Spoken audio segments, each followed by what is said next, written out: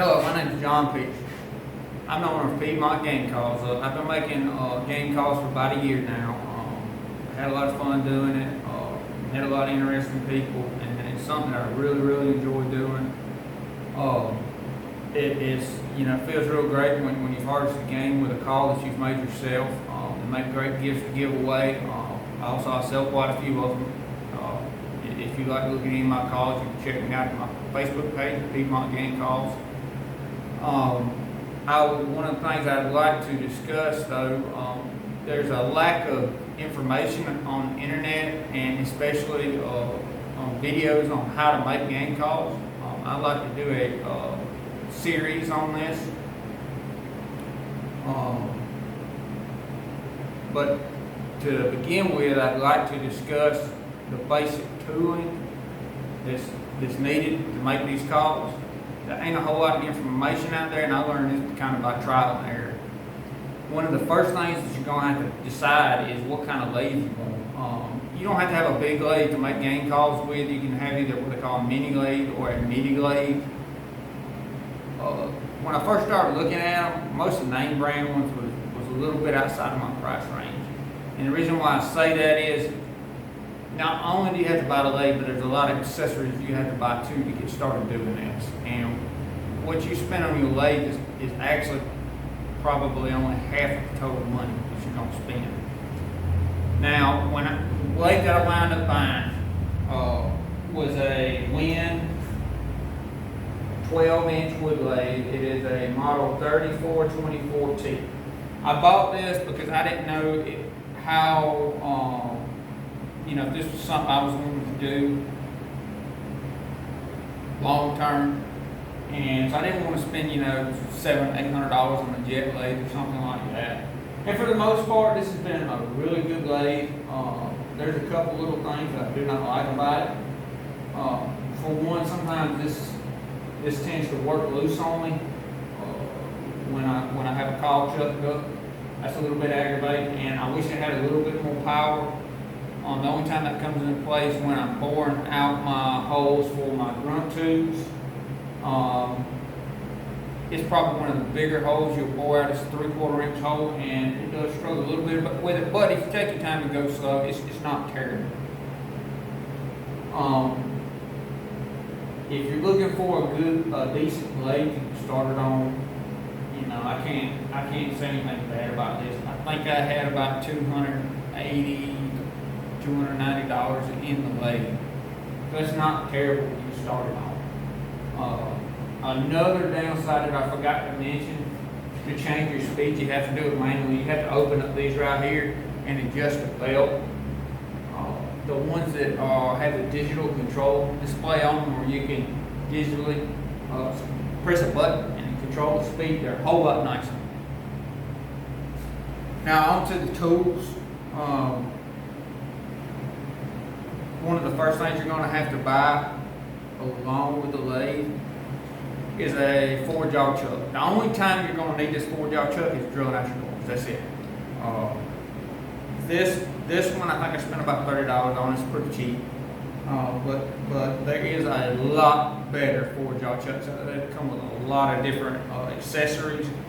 You can remove these teeth and replace them with other accessories that'll grip different things. But there's a price to pay with them. A lot of them start at about $100.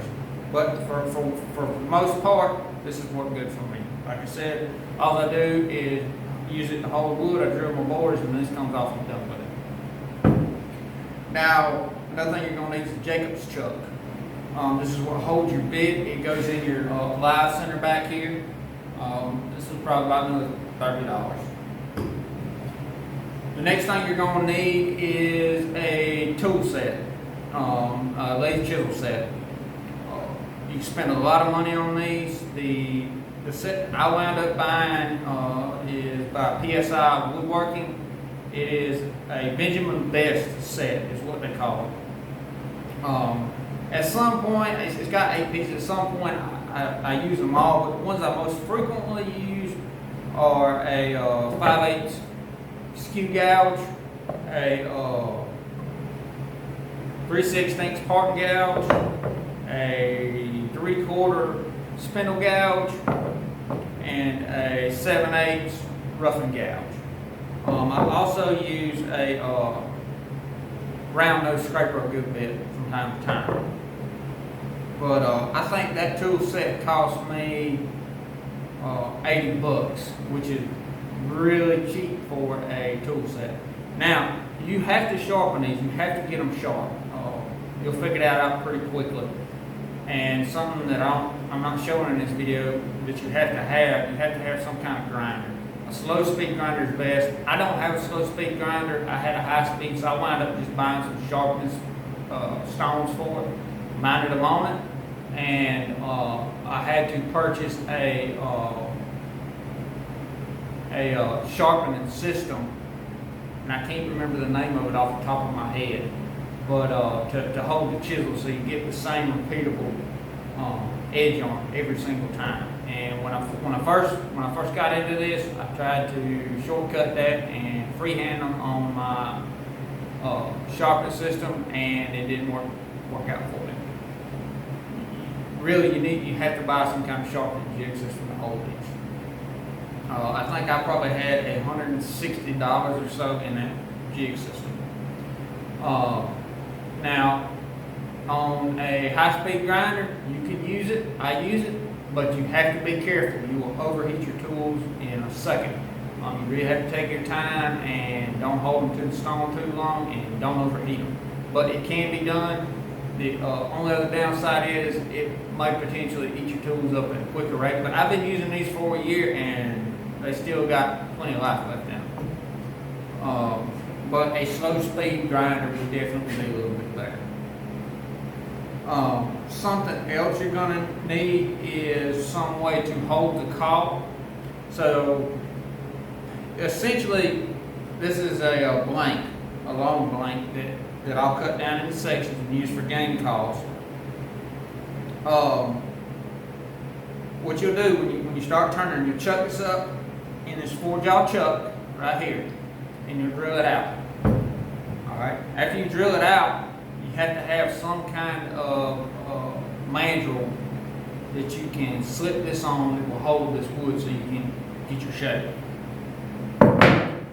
There's a couple options out there. When I first started and didn't want to spend a whole lot of money, I bought one of these. I believe I bought it from Hut, a company called Huts. They sell a bunch of pin making supplies and also some game caul supplies.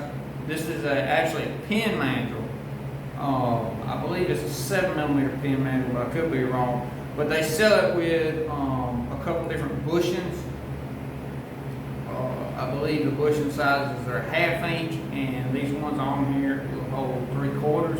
You simply slide your blank in there and then tighten this down until it can't turn freely by hand. These work great if you're just turning a few cauls every now and then, but eventually, if you get serious about it, you're going to want to upgrade. I think I spent, like I said, $12, $14, $15 on this. Now, eventually, like I said, you're going to want to upgrade. And I upgraded to these mandrels. There's a company in Colorado, I believe they're called Webfoot Custom Cauls. They make mandrels specifically for caul makers. I have bought 2 of them. These are the 2 I use the most. These are a 1/2 inch mandrel, and this one's a 3/4. I use these all the time. And they're great. They're a lot better than this, but like I said, this is definitely usable. All right, now they make different styles. These are designed to, I believe, to fit in a 5/8 chuck. These are if you buy these, you're also going to have a collet chuck set. This is what this slides into. So this will screw into your head of your leg, and these will slide in there and tighten down, very similar to like a router. I bought a set, and it is also a PSI brand set, and I think it was roughly $100, somewhere between $80 and $100. But it comes with different size collet chucks for different things.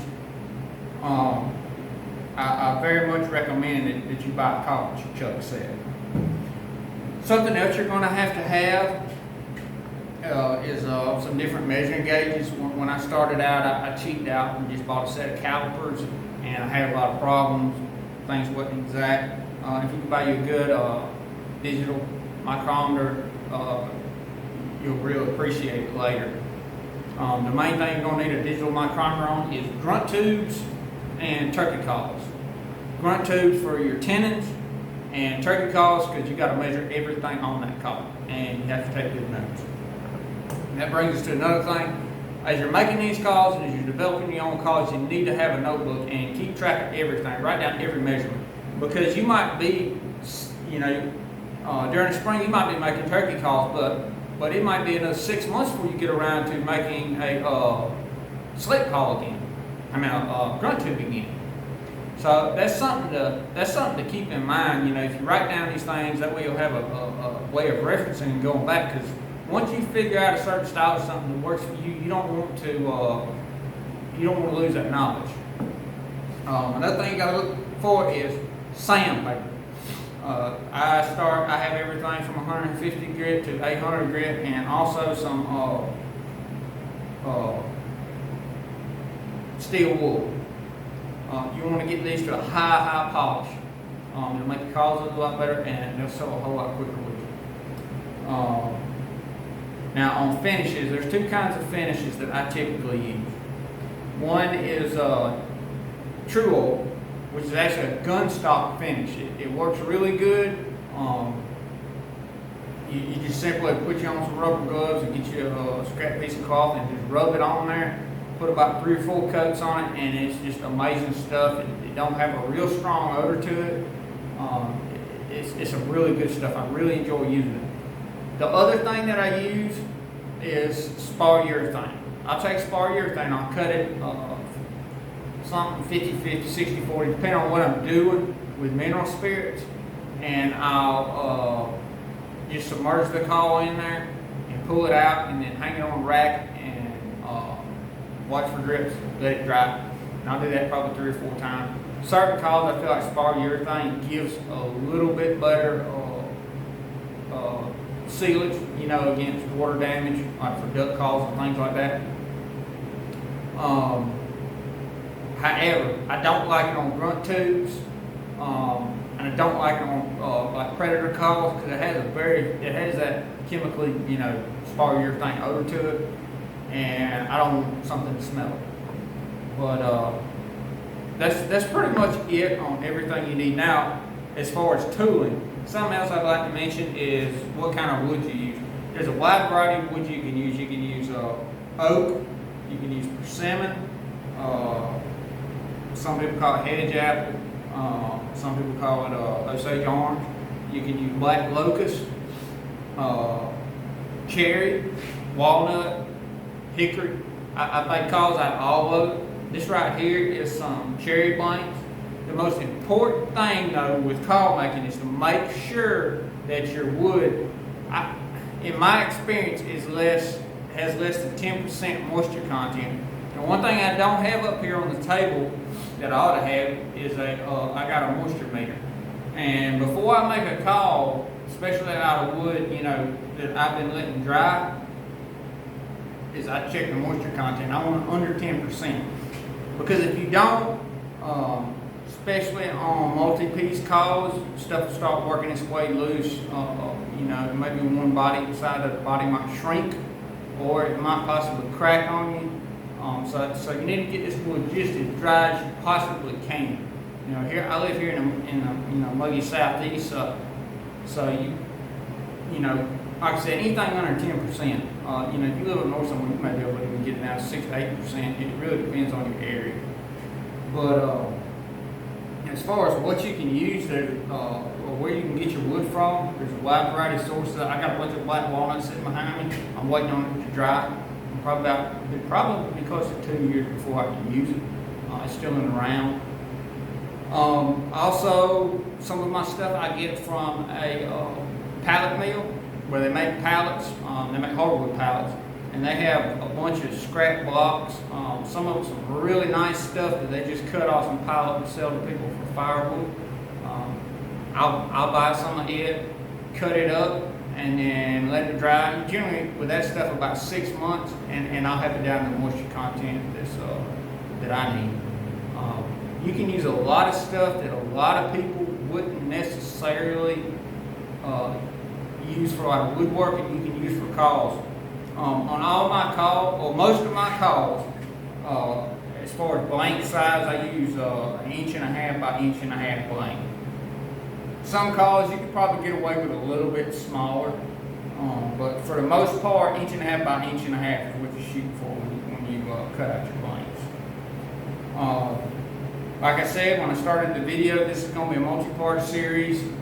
I want to get into how, now that I have shown y'all the tools you need to make these calls, I'm going to turn a wide variety of calls. I'm going to turn some predator calls, some grunt tubes, some slate turkey calls, and show y'all step by step how to do those. Thank you much for your time, and God bless.